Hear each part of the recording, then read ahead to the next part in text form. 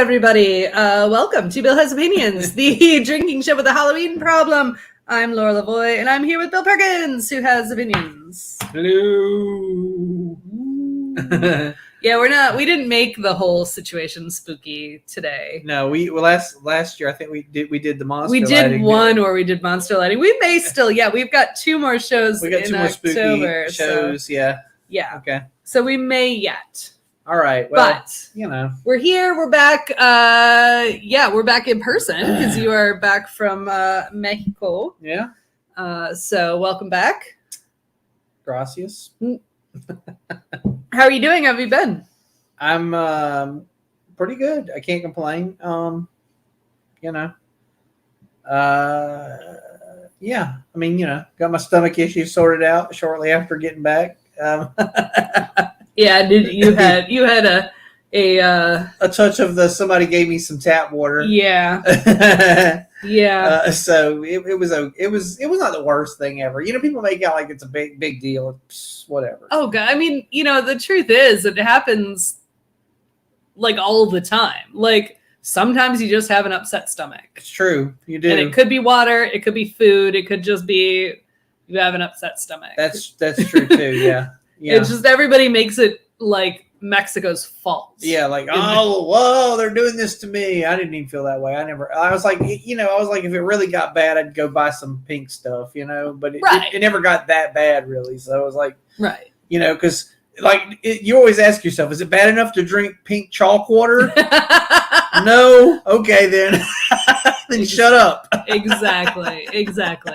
Yeah, no, I hear you there. And I've definitely been in that position, so I understand.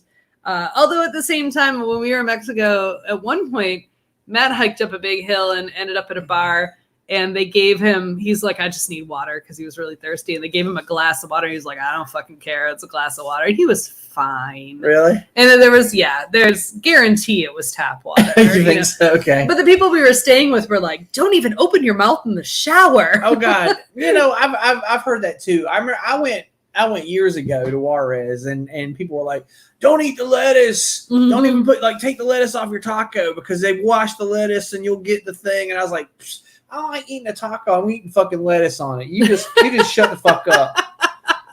And did I get a stomachache? I did. Was it the worst thing ever? No. In fact, it was not. I've had stomach viruses in the States that were worse than that. So I don't care. It's fine. Me too. Me too. Yeah, when you actually have the actual norovirus, like sometimes it's just your tummy's upset. Yeah. No, but a real norovirus. A norovirus, like what goes around on cruise ships. Yes. That's gonna knock you out cold for a few days. That's awful. You just lay there on the bed and go, and it's like one of those things where you got to puke, but you're like, you're trying to decide, because if you're like me, I hate puking, but. And the same thing happens to me with alcohol poisoning. I don't do it often, but once every 4 years, I drink enough to die. Yeah. Yeah.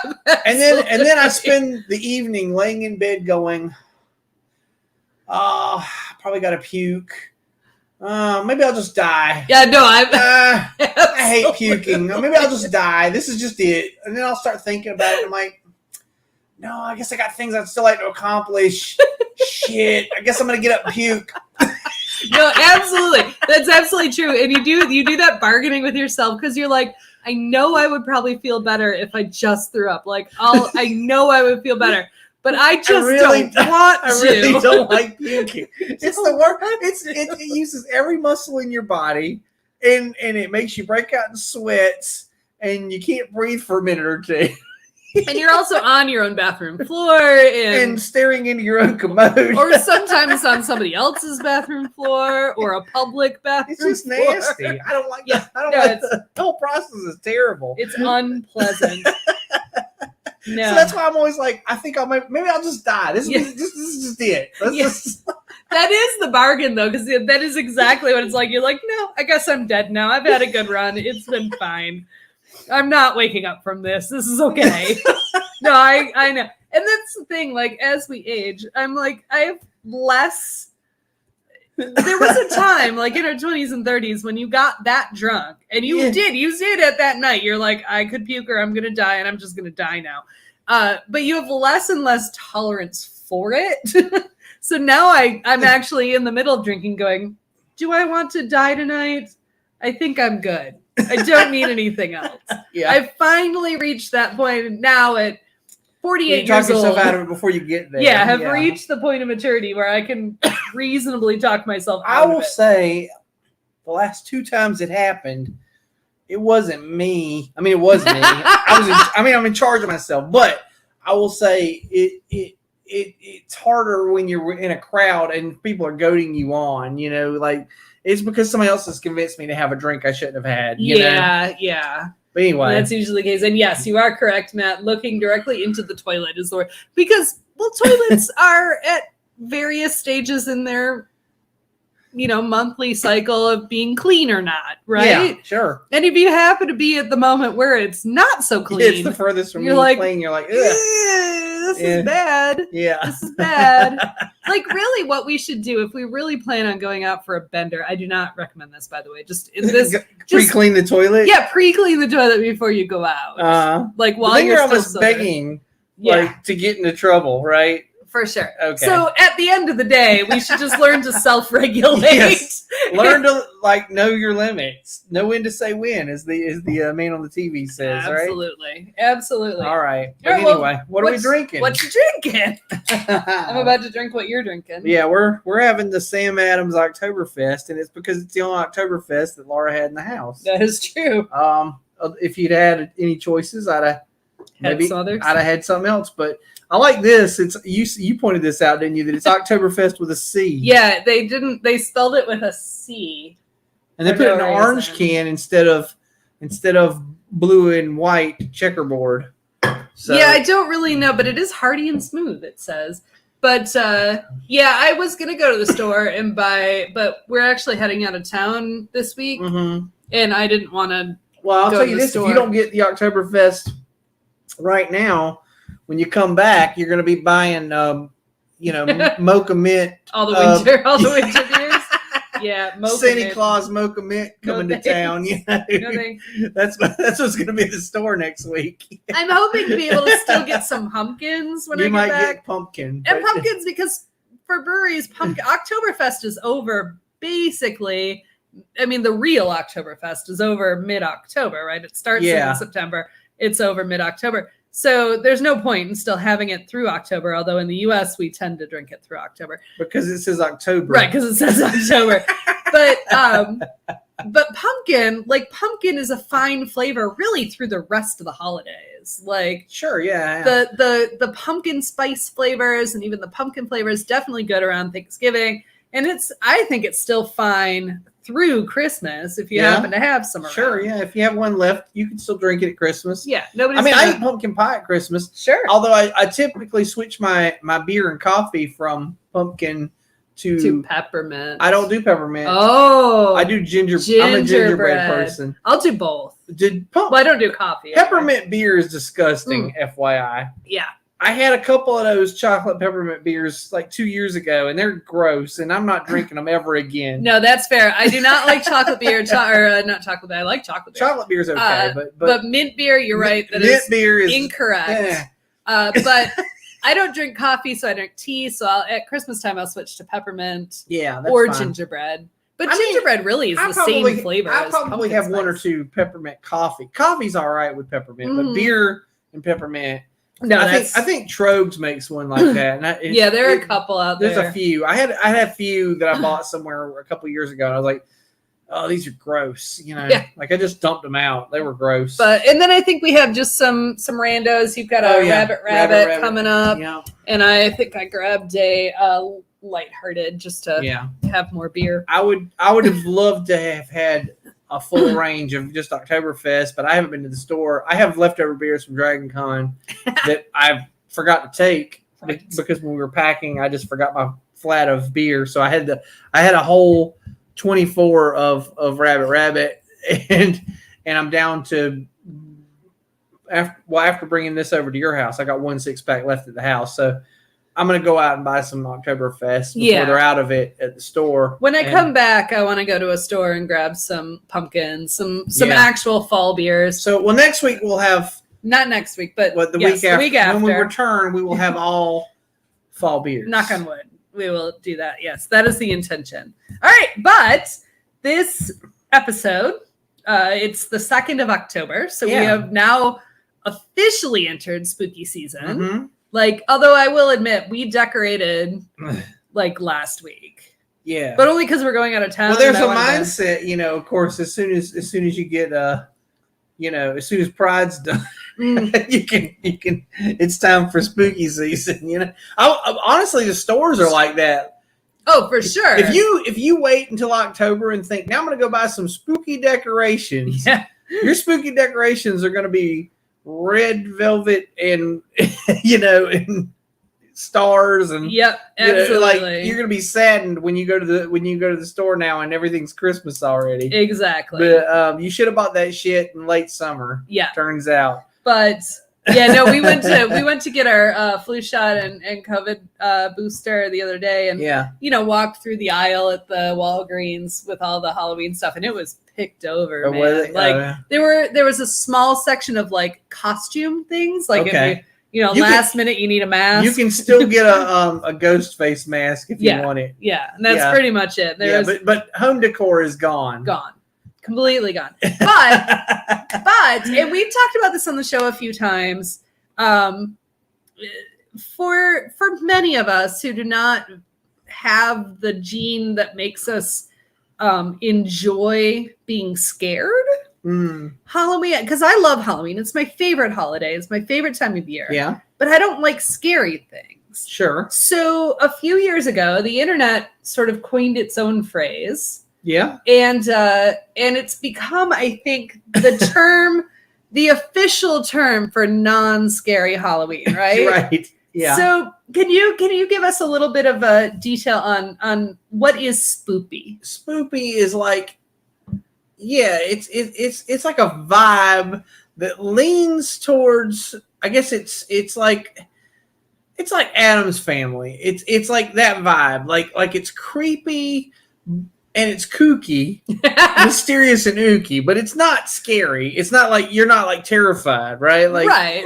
Yeah. And there is a certain aesthetic, and we'll get in a little bit more to it, but there's Spoopy, and it came from that sign. That was literally a real sign at a real store. It was like a misprint sign made in China. They sold it like Big Lots or something, and somebody saw it and was like, "The hell is this?" But it's actually kind of cool because it, but like this whole thing, this like nostalgic Halloween vibe, right? Yeah, like the 1950s Halloween thing. Yeah, I've got visual aids. Oh, very shall good. I show the visual aids? You shall show like them. Real visual aids, not like things. So my favorite tarot deck is the Halloween tarot deck. Oh, okay. And it's because of this vibe, right? Yeah. Like it's this old school sort of theme. I've just pulled a couple of cards, and like the pumpkin people, those are spoopy. We got, trick-or-treating with the witch and the little cat, Yeah. Like, these are, to me, this is my entire Halloween aesthetic. Mm-hmm. Like, not scary, not any of that, just, like, cool and retro and spoopy. Yeah. Spoopy. And this deck came out long before the word spoopy was coined. Okay. But it is cool as heck. Isn't it? It's my favorite. Did I send you the link the other day to that artist? I did, didn't I? Yeah. There was an artist who does kind of the same sort of thing. Yes. Yeah. A huge fan. I also sent it to David because he was decorating his house in that same. Funny part is our friend David, if you're watching, but we love you. But David, he and I both agree that this is our favorite tarot deck. And I mean, I've been reading tarot since I was 18. I dabble in it. I'm not a professional, but he's like a legit occultist. Right. And this is still his favorite deck. He likes this one too, yeah. So it is a pretty neat deck. It's just cool. It's really cool. But so spoopy it became the term to describe that fun Halloween aesthetic that wasn't like outright horror. Yeah. And I think both like you like horror. I like horror, but I also like this. Right, exactly. Because I'm a big fan of camp also. That's the thing. Like, yes. So it's kind of like, it sort of skirts that between camp and horror. Absolutely. Which absolutely. Yeah. So we've got some examples that we want to share, at least talk about, not really like share. But since we like to do a little thing where we give a shout out to a friend who has a product or whatever, I thought we'd give a shout out to our friend Heather Green. Yeah. Lights, Camera, Witchcraft, which is a fantastic book that is literally a comprehensive encyclopedia of witches. Yeah. In movies, in films. Yeah. Yeah. I need to get a copy of this for Simon. I think he would dig it since he's in the film. And, yeah, for sure. And he likes films about witches too. But So there's a. But it has everything from like The Witch to the Blair Witch Project to Wizard of Oz, Hamlet to Hamlet, the advent of the theatrical witch, really. Correct. Where we get the whole sitting around the cauldron and cackling thing, and even like a lot of folk horror, and which actually we should do a show on folk horror maybe next Halloween. Because I do love some folk horror. Folk horror is the one kind of horror it still scares me, but I like it best, and we won't go. We'll cover it a little today because I think it counts, but. The Wicker Man. Yeah. I mean those are them some witches. Yeah. So yeah, definitely check out the book, Lights, Camera, Witchcraft. It's well worth it. I mean it's not a witchy book. It's really a history of film. Okay. But of witches. Yeah. Films about witches. Right. Which I mean that's a good topic. I honestly I've got some. I guess we're going to get into some movies and stuff. Yeah. But I want to say this caveat, like, you were like, you're into horror. I am into horror, but I'm very specific. I don't like slasher movies, and I don't like torture porn. I only like the closest thing to torture porn I can get into is I'm okay with cannibal, like primitive cannibal cult type stuff, like Cannibal Holocaust. There's a movie a couple years ago. If you haven't seen it, if you're into this kind of thing, and I'm saying this caveat, if you like the 1970s Italian cannibal movies, you will also like. There's a movie called Bone Tomahawk, which starts off as a western and then switches very quickly into a cannibal movie. I watched it because it had my man. Kurt Russell in it. Right. I thought it was a cowboy movie with Kurt Russell, and then halfway through, I was like, "Oh shit, this is different." That's kind of fun. I actually do really like cannibal stories, except for when they focus on racism and colonialism. I have a lot of problems with that. This one, a couple of them. I think the focus is more on the gore, and just like grossing you out. Which this is one of those. Which I'm not.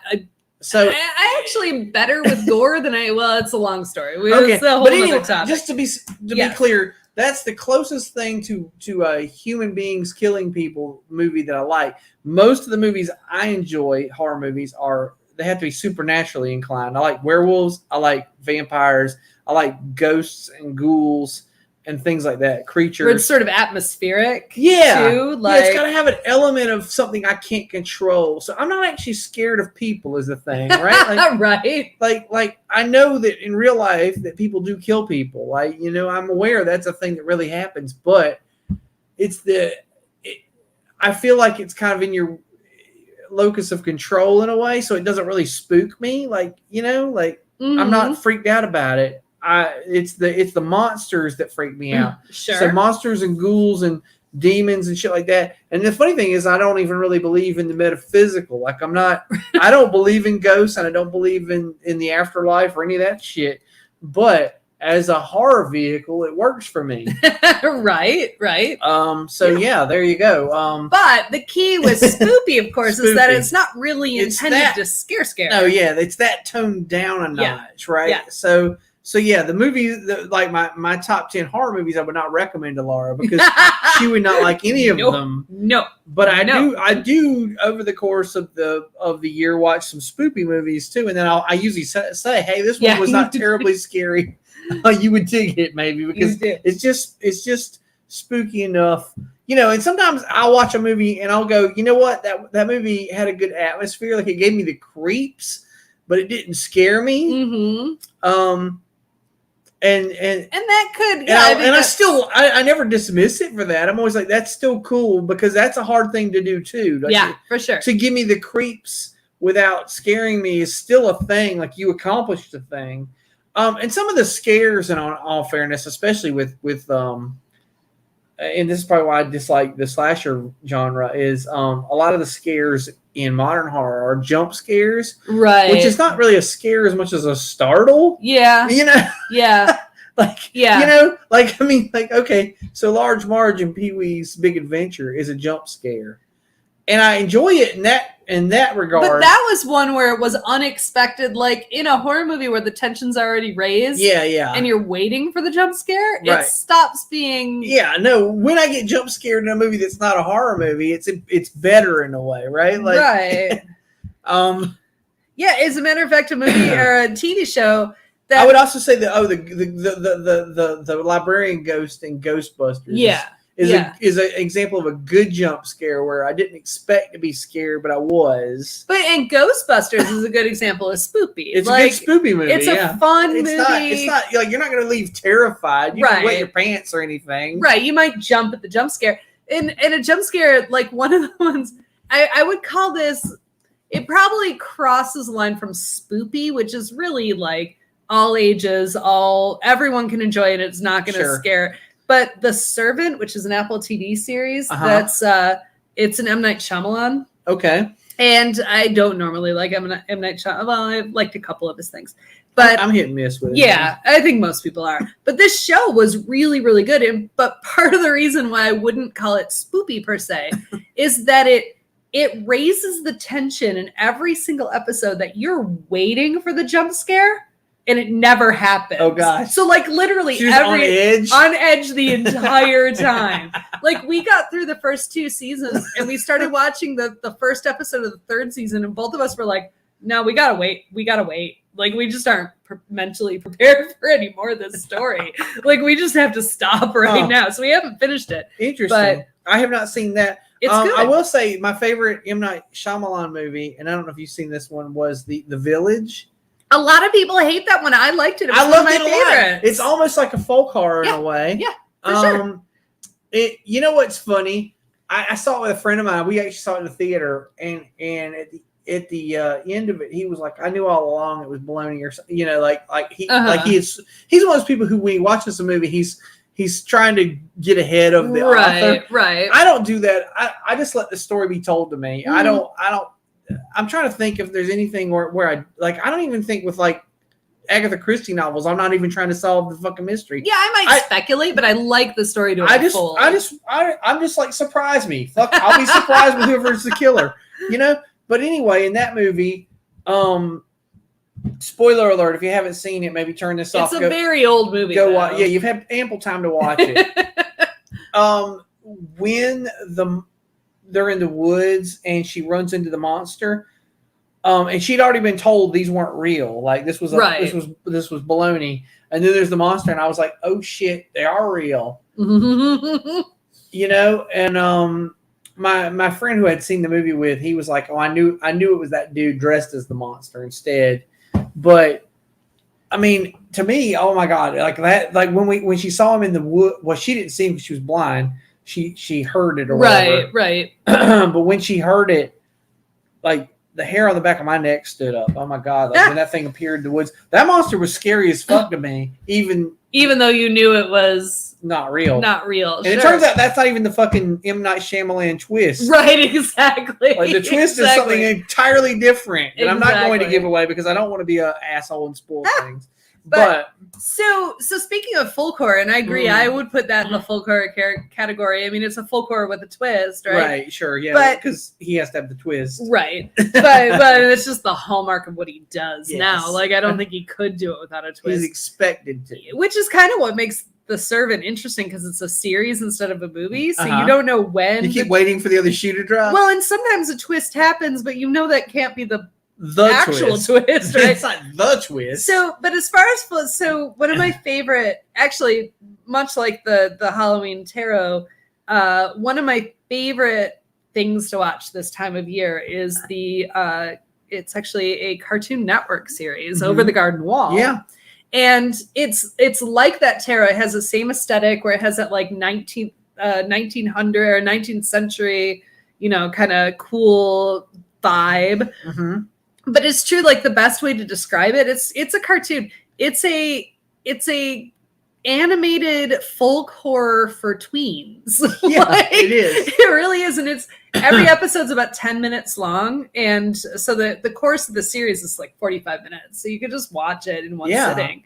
And it's just so spooky and weird and sort of creepy. And it has an incredible voice cast, like out of this world voice cast. Yeah. Like main characters include Elijah Wood, Melanie Linsky. Some of the supporting characters are, Christopher Lloyd, John Cleese, all kinds of people in this. Dude from Rocky Horror, Tim Curry. Yeah. All kinds of people in it. From Rocky Horror. Yeah, I mean, that's the dude from Rocky Horror. The guy with the extremely long and dedicated career in television and movie. But and it's so cool. And it's the perfect spoopy vibe. It's great. And it's got a good spoopy vibe, and it's got kind of like a neat sort of fantasy sort of vibe too. Like to me, it reminded me a little bit of Adventure Time, but but it had that sort of dark Halloween sort of. If Adventure Time were Dante's Inferno. Yes. It's really what the story is. And that to me encapsulates what spoopy means to me. Like it's such a great story. It was great. I did really enjoy it. And it's a good story too. Like it doesn't talk down to kids. It's made for, all ages, maybe not littles, but all ages. Yeah. Even though it was targeted toward like tweens and teens because of its vehicle. But we watched it a couple years ago and we're middle-aged. Like this is brilliant. I saw it probably 2 or 3 years ago whenever you saw it, I guess. Probably the first time. Well, because I started evangelizing and I'm like, everybody's got to watch this. Yeah. It's so good. But it really is. It's great. It's a great program and everybody should watch it. Know? And so there's a lot of other TV shows and movies that could be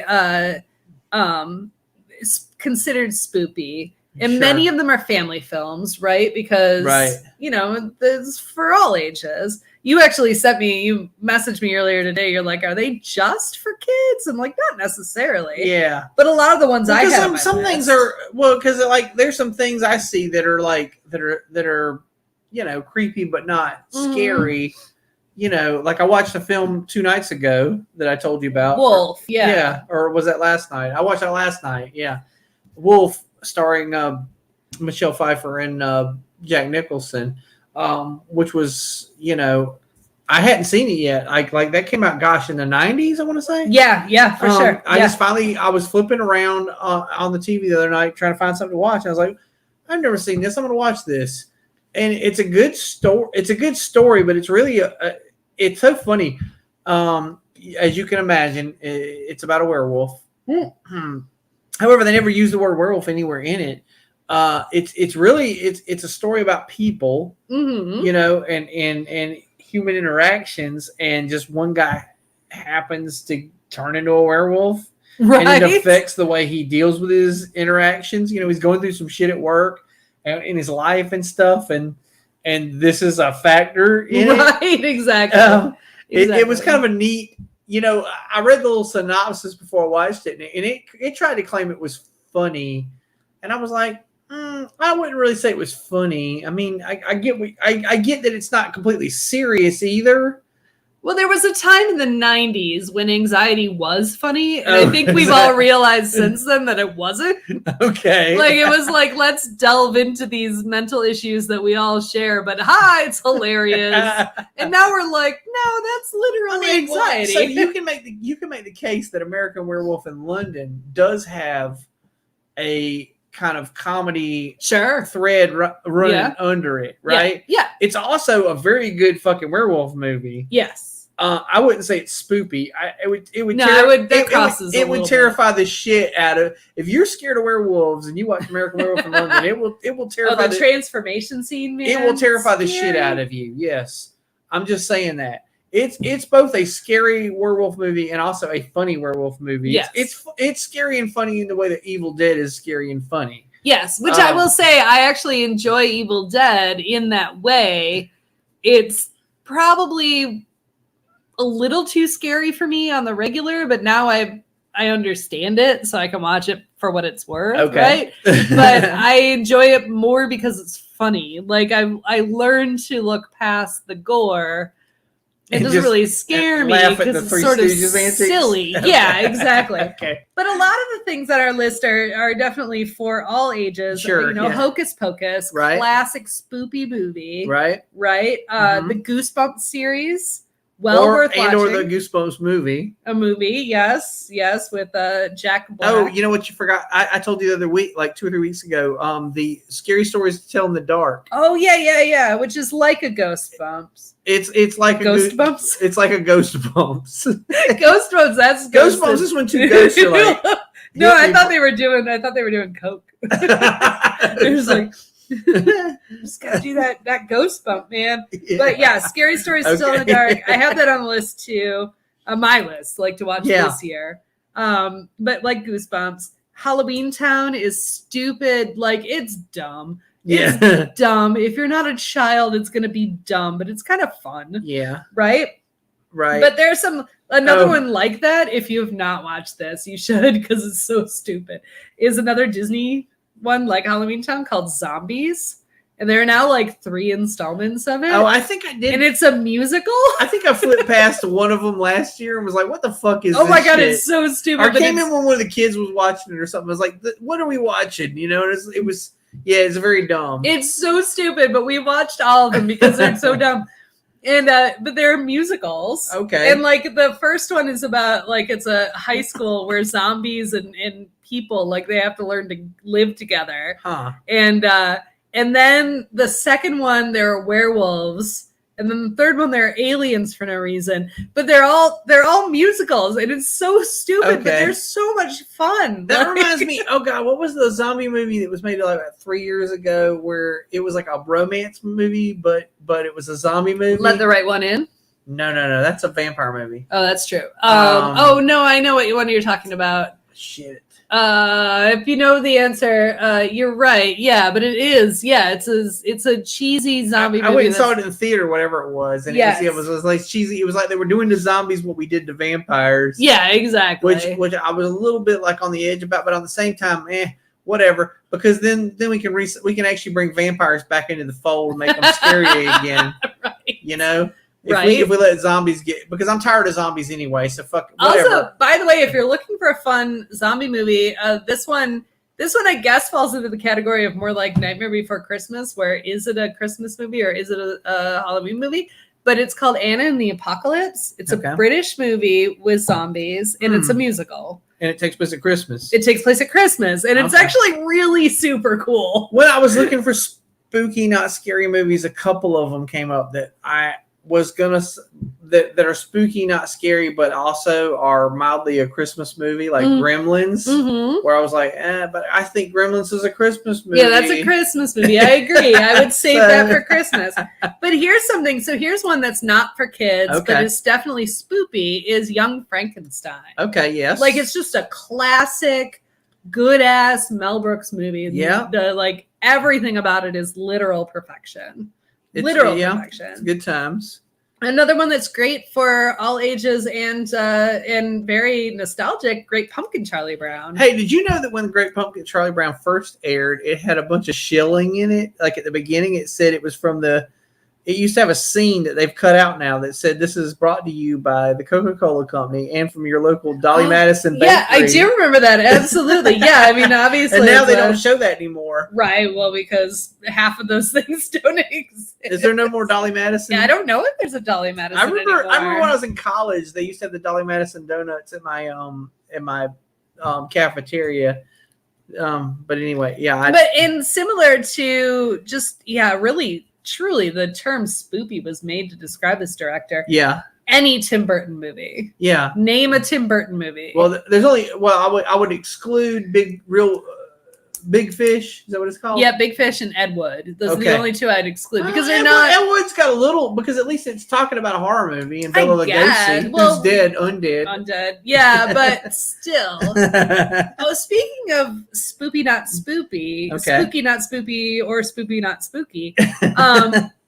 Nosferatu, obviously, classic. Oh, the original. It's not scary. If you're terrified by the 1910 Nosferatu, then like you probably shouldn't watch any of this. Right. Well, and Nosferatu was made explicitly because nobody copyright law was not quite the the extensive law. It was that bad when have. you could just like scratch out the names and be like, I'm gonna make the same thing, but I'm gonna call it something different. What was his name? Moreau? What was the guy's name that made the movie?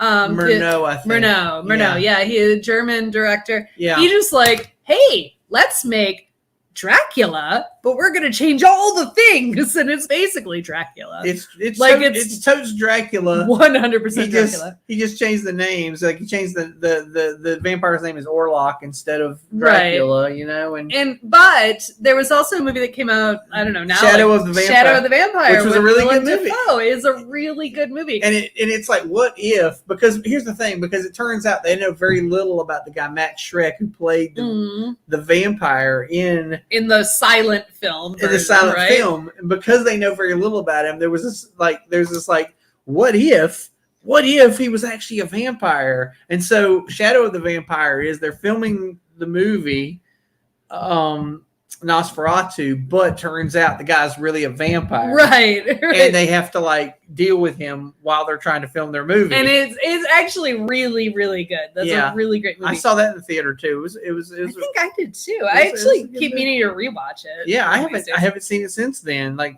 gosh, that was probably 20-something years ago. But I would also add the classic Universal monster movies in the spoopy category. Sure. They all were atmospheric, they were probably a little creepy. They might have scared you back in the 40s. Or when we were kids. Like I'm 9 and I'm watching it. It might have been a little scary. But now no, not so much. Also, in addition to the Universal, and I don't know if this one is a Universal monster. Maybe it is, and maybe it isn't. I would say the Blob also. When she's saying Universal monster, she means a Dracula, Wolfman, Frankenstein, Mummy, Creature from the Black Lagoon, Phantom of the Opera, and the Mummy. The original The Mummy, not the Brendan Fraser version. Mummy. Yeah. I mean, although I love that one. You can watch those too, but those are also.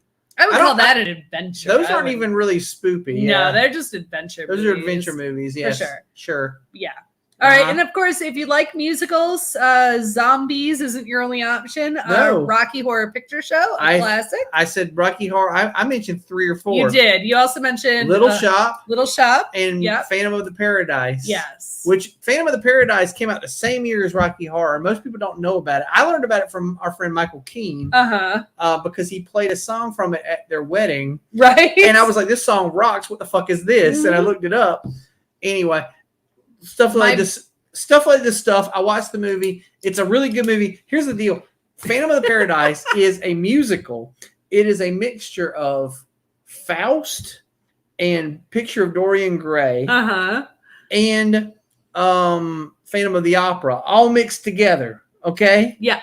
And it's just crazy. And it came out in 1974. Right. And they used to, for a while, they were showing it as a double features, absolutely. With as a science fiction double feature, if you will.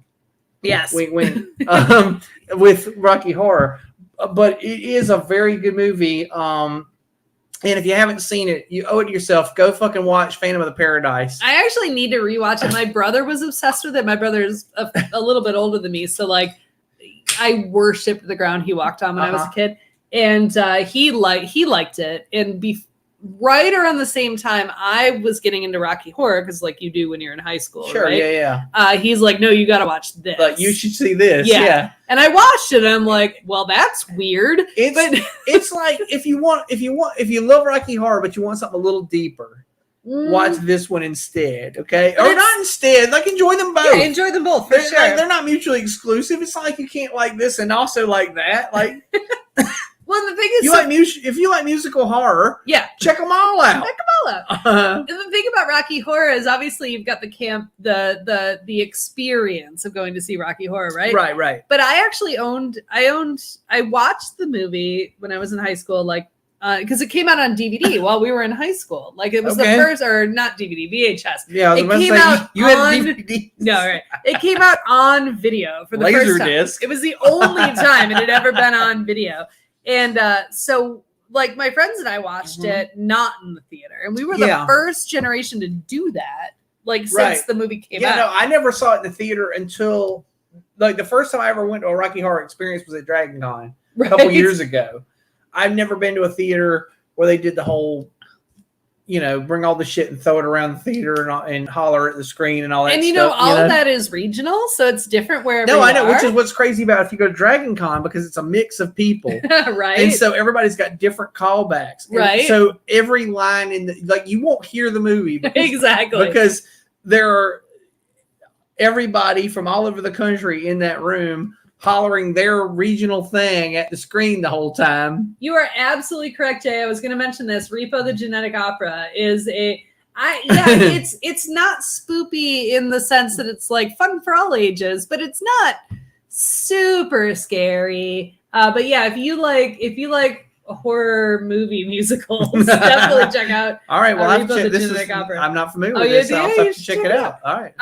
But with Rocky Horror, because I saw it on VHS or whatever, and then I actually bought the soundtrack on cassette. Yeah. So I knew all the lyrics, and I like musical theater. So I was like, I like the story, I like the songs. Yeah, so same. I had the LP actually, but right. But the first time I went to see it I was actually a senior in high school. We were dressed, my entire group, we went trick-or-treating because we were those kids. And we were dressed as Monty Python and the Holy Grail. Okay. And we went trick-or-treating, and then we went to see Rocky Horror, still in our costumes, which is kind of funny by itself. And I was appalled. I'm like, no, but I like this song. Like, why are you shouting? Stop talking over my favorite song. Yeah, I was actually mad. What is your favorite song from the musical, by the way? I like them all. You like them all? No, like my favorite character is probably Columbia. So I like that whole bit. But then Over at the Frankenstein Place is the one that always gets in my head. Okay. Like throughout this season, that'll just be in my head all season long. Yeah. Just the lyrics. Okay. But so it's like for me, if I was going to dress as one of the characters, the one I identify with is the Meatloaf character, Eddie. Mm-hmm. However, my favorite song is towards the end. It's the Don't Be It, Dream It. Sure. I love that. Sure. That's my favorite song from the movie. Eddie only has the one song, which is Whatever Happened to Saturday Night. Yes. Which I do like. Opportunity Bless My Soul. Yeah, I do like the song, but my favorite song is Don't Dream It, Be It, because I like the message in that one. Sure. But if I were to dress up, because obviously the one time I saw it, I was dressed as Robin the Knight from so the brave Sir Robin. The brave Sir Robin ran away.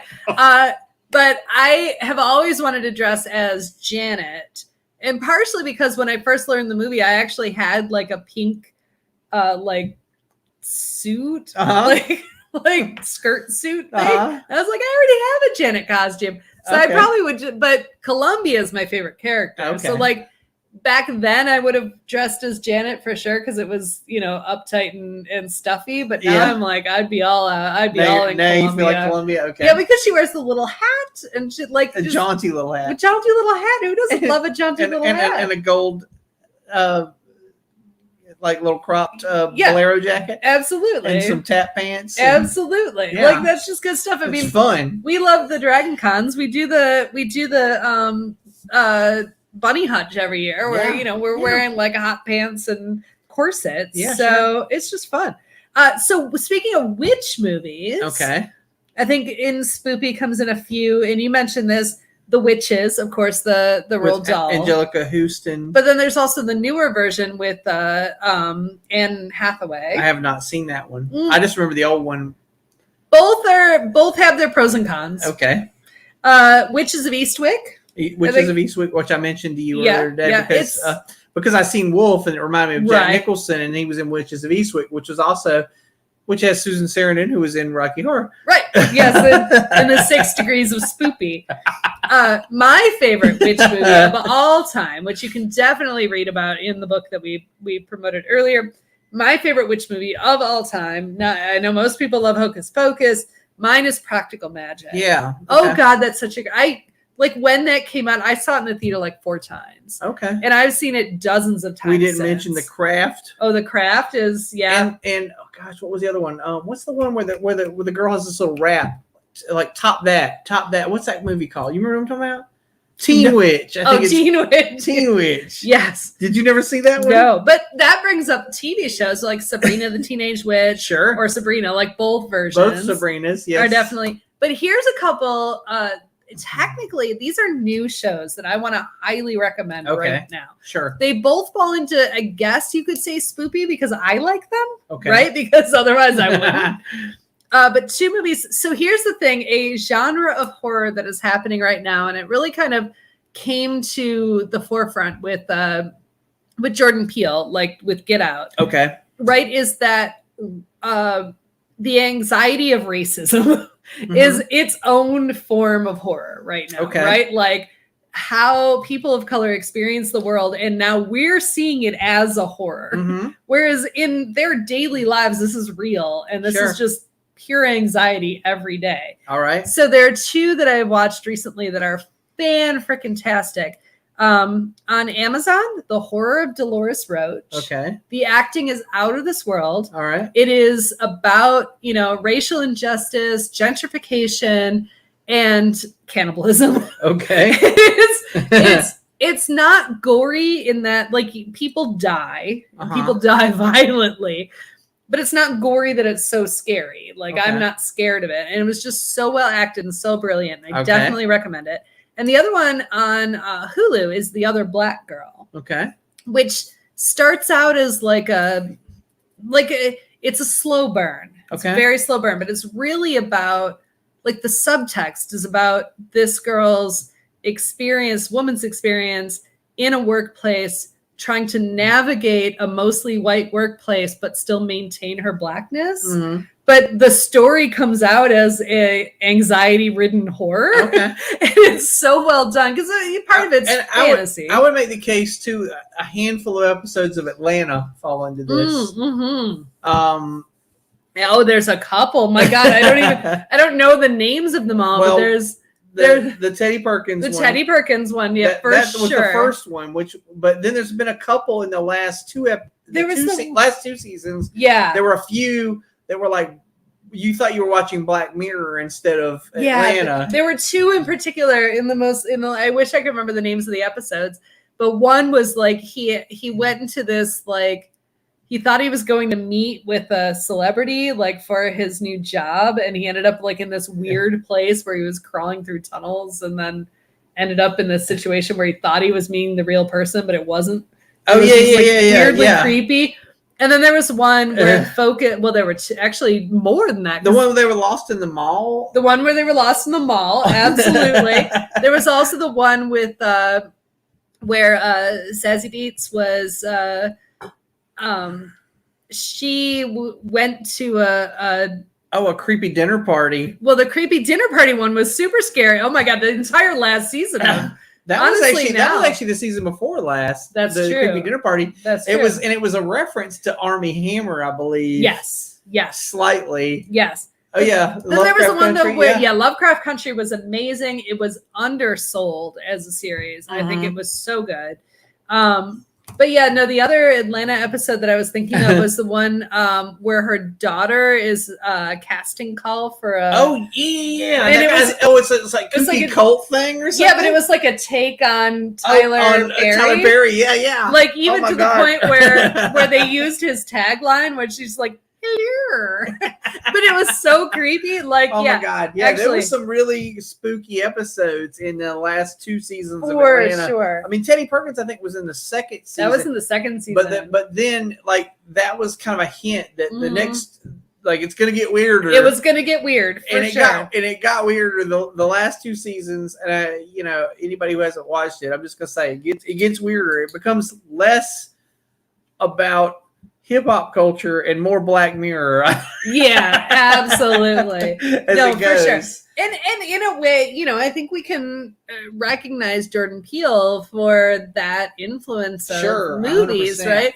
Like Get Out was I'm not a fan of horror movies, so I loved Get Out. It was amazing. I won't watch what's the second one? Us? I won't watch that one. That one I understand is very scary. That's fair. It's pretty scary. Yeah. But then I watched the third You one, watched Nope. Nope, which is basically Signs, but better. Better and blacker, and Unless it was you're really, scared really of good. kites. Yeah, you're scared of kites. But it was really cool. It was a lot of fun. Like it was well worth watching. I liked Nope a lot. So, I will say my son overhyped Nope to me, so I didn't love it as much as he loved it. And that's the thing that happens. Sometimes people like talk something up to you. Sure. It's not that it wasn't. It's not that it wasn't good. It's just they overhyped it, and then I was like, well, it wasn't that good, but it was okay. Well, I'd like to like things, so I overhype everything. I'm like, I loved it. It was the best. Yeah. It's the best, but That's it's just because fair. I like to like things. But okay, so we have about 10 minutes left. Oh gosh, yeah. And there's a whole bunch of non-TV and movie spoops Okay. that we should probably talk about. Let's get to them quick. Real quick. Well, we kind of talked about decor, like with the aesthetic, right? Yeah. You design your house. You're not Yeah. making a full-on haunted house, but you're No, just no, putting no. some. You just put some things around that like give you kind of a it's Halloween time, Yeah. like. I mean, my entire living room, Yeah. like it's all. It's Oh yeah, she's got some really good posters and stuff up in the kitchen too. That Oh, yeah. I'm digging because they're kind of like the shirt a yeah, little bit. little retro. And the retro Halloween is I love the retro Halloween whether stuff. whether it's like mid-century retro Halloween or it's like the old like 19th century Yeah. retro Halloween. I like all of it. Yeah. But costumes don't have to be scary. You can just be like super cool and spoopy. Or they could be sexy, like sexy French fries. I love the sexy concept of, because it's never like sexy nurse, sure, sexy devil, sure, but then people are making sexy French fries. You're like, I don't remember ever thinking like I would fuck those French fries. Really? I mean, like, I mean, somebody probably thought that. I guess somebody has probably the guy who works at Yandy who comes up with these costumes every year. He's like, oh yeah, I would fuck a pumpkin pie. Exactly. Which, I mean, in part, sometimes that like the joke comes around, right? Like somebody made it earnestly, like Yeah. the sexy accountant or sex, whatever it is.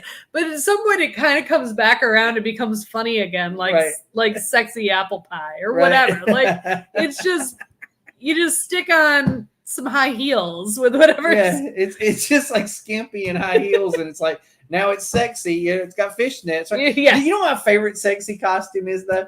And it wasn't even a fucking like mass-produced Yandy costume or something. But I saw a couple years ago somebody was doing the yip yips. Oh yeah. With like fishnets and high heels. Yeah. And I was like, that's fucking awesome. Like that, I love it. Well, because they changed nothing except Right. they It's did. It's just a yip yip with legs. Exactly. And you're like, if legs are your thing, that's kind of sexy, right? Like, yep.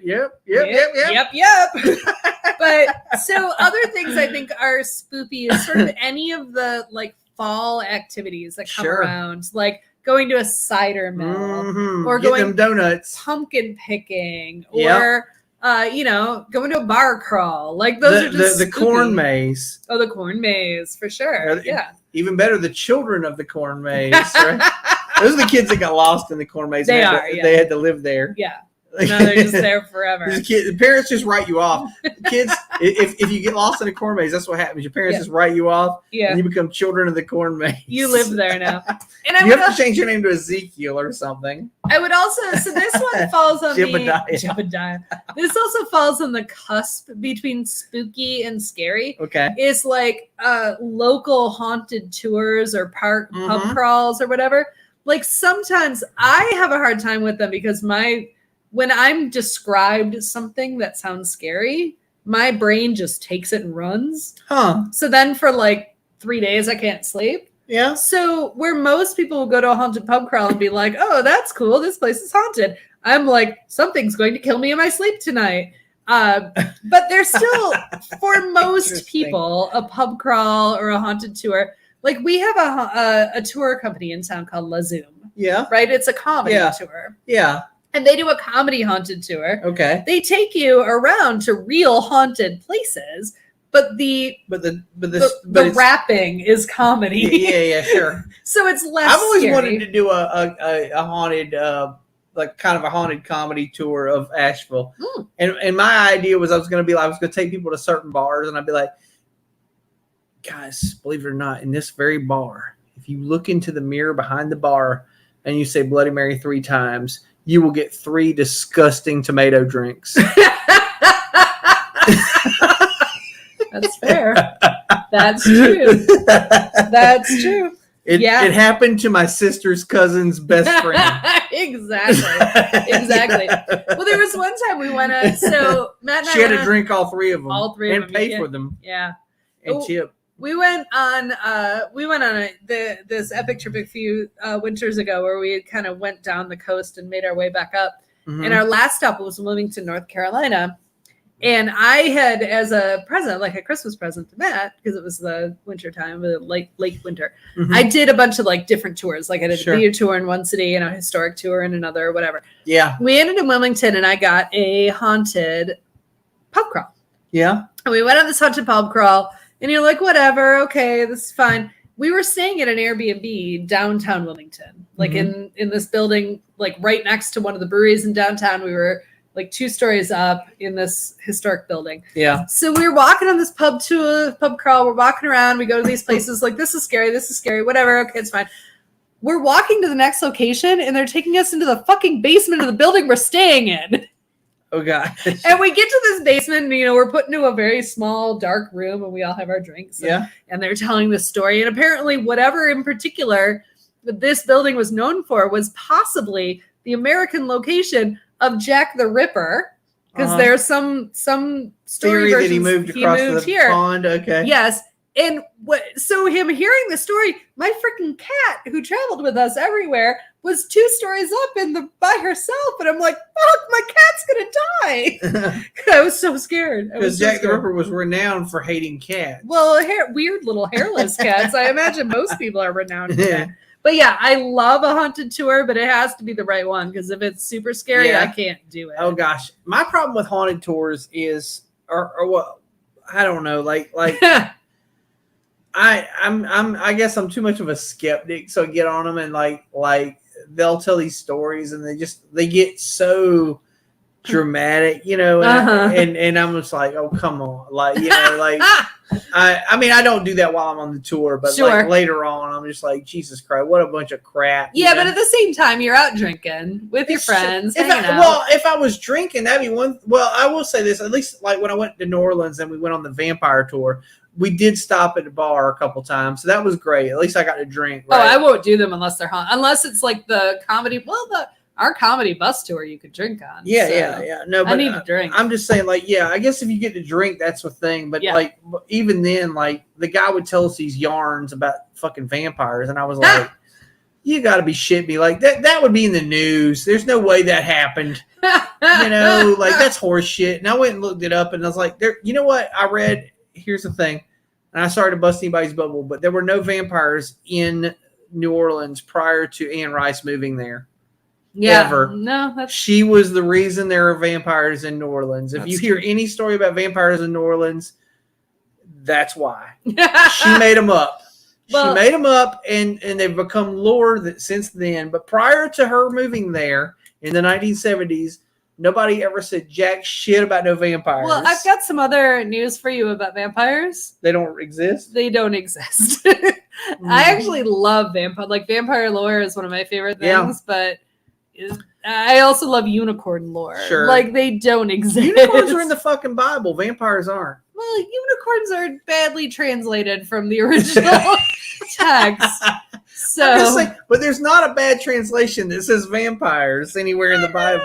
Yeah, that's true. But also, I do not hold the Bible to be my preeminent historical text. That's fair too. That's fair too. They just found somewhere. Somewhere in Eastern Europe, I think they found the grave of a revenant child. Oh yeah. So they found a child that was buried face down with shackles on his legs, attached to the coffin itself. Yeah. So this they because in Eastern Europe and whatever 14 whatever. It was a real fear that the undead truly existed. Yeah. And if you thought somebody was the undead, you took precautions. You did the things. Yeah. So in this case, face down. Did they behead him and bury his head on the other side of the river? Not this one, but this was, because that was another thing. Yeah. You could also pre-stake a heart. Like there were all kinds of things. Burn the body. For sure. All kinds of things. You can't come back if you don't exist anymore. Which, by the way, if you're interested in that, a couple of years ago, we did an all vampire episode and we talked a little bit about the lore. So. Yeah. But that being said, we do have a spoopy pizza to go eat. Oh my gosh. It's very spooky. I hope it doesn't have the garlic. But so why don't you take us away? All right. All right. Good evening. Bill has opinions when I say introduced. You always do it. I always do that when Bill has opinions is produced and what was the other word? Engineered. That's what I mix them up. That's why, because you combine them. Yes. Thank you. My Lord. The opinions of Bill are his and his one. Unless Laura agreed with them, in which case they both agreed and it's all kosher, Anyways, we're on the YouTube. Be sure to like and subscribe. We're on Facebook. Be sure to follow us. #Opinion Gang. If you got a question, comment, concern, idea for a future show, whatever the hell. And be sure to tune in 2 weeks from now because we're off next week because she's going to be gallivanting in Detroit or something. Yeah, but we're back in 2 weeks. I believe that episode is Goth Night. Goth Night. All right. Well, I will dress accordingly. Me too, I guess. I'll get all dolled up for that one. So Goth Night, we'll talk about all the things that are goth. Yeah, all the gothiness. And that's it. So, all right. Well, so we'll see you next time, which is 2 weeks from now. Happy Halloween, everybody. Yeah.